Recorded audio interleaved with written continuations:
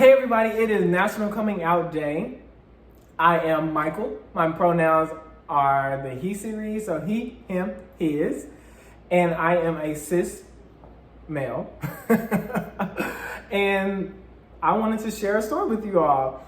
It is a pretty short story, but the volume that it carries is what makes the difference. At the end of it all, truly it's about being honest with yourself, loving yourself, and honoring yourself. So let's get into it. So my coming out story, I am only going to talk about the most important coming out story. I've had multiple coming out moments, and those moments was a circumstance.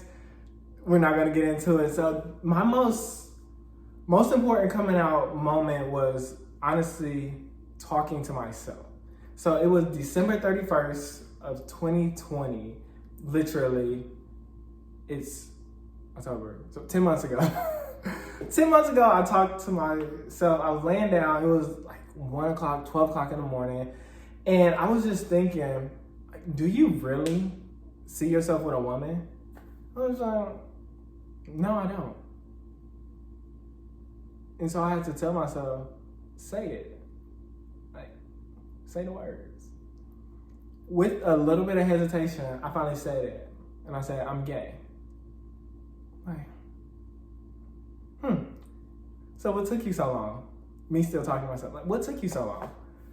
And then I just thought a little bit more about all the things that I had just discovered about myself, the insecurity work that I just did that past October. So I mentioned you, last year's October, did a lot of insecurity work, met a lot of those insecurities, met a lot of triggers, and then coming to December, it was finally that reflection period over like the whole year. And it must have been something because literally 1 o'clock, December 31st, I'm having this conversation. So it was like something I could not have taken into the new year.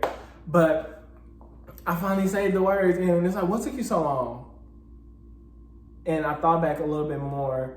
It was a couple reasons. So at that point, I told myself, honestly, I'm now in a space where I don't want to lie to myself. Now that I know my truth and I know what my truth is rooted in, I can't continue to hold up these lies anymore. And so basically, previously what had happened, even when I made the post with the flag and Happy Pride Month, even when I made that post, that wasn't necessarily a coming out. It was more so an acknowledgement of my queerness. So it's like, yeah, I'm queer. But now it's more of a, like, this is my story of how I got to where I am today.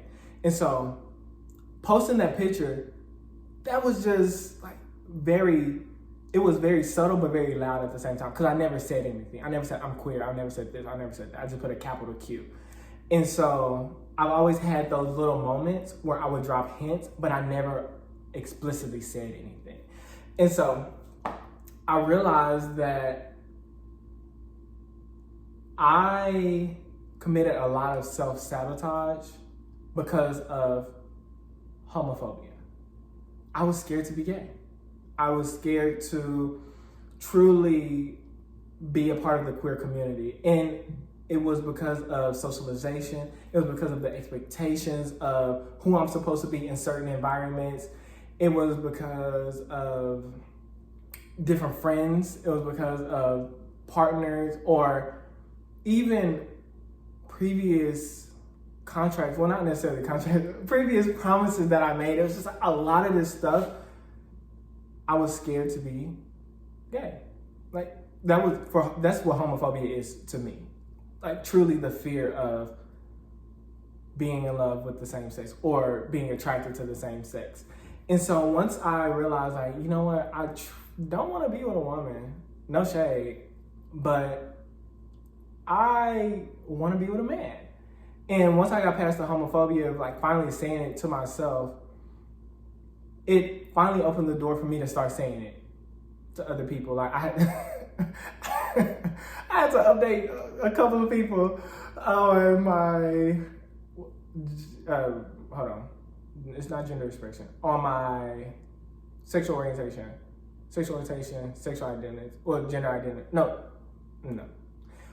on my queerness. And so as I updated people on my queerness, I was telling them that yes, I know I previously said I was bisexual. Yes, I know I previously said I was fluid. Yes, I know I previously said that I was just queer. Like those were the 3 titles. But now it's strictly gay. I may still say queer because it's like the overall arc of it all. But more so, like, it's gay.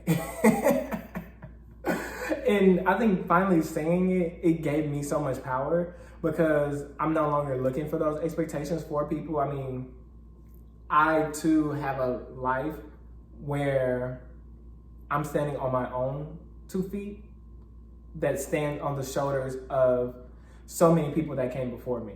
So I have the privilege of being able to be in this space. Not everybody has this privilege, but I will say this, everybody has the privilege of being honest with themselves.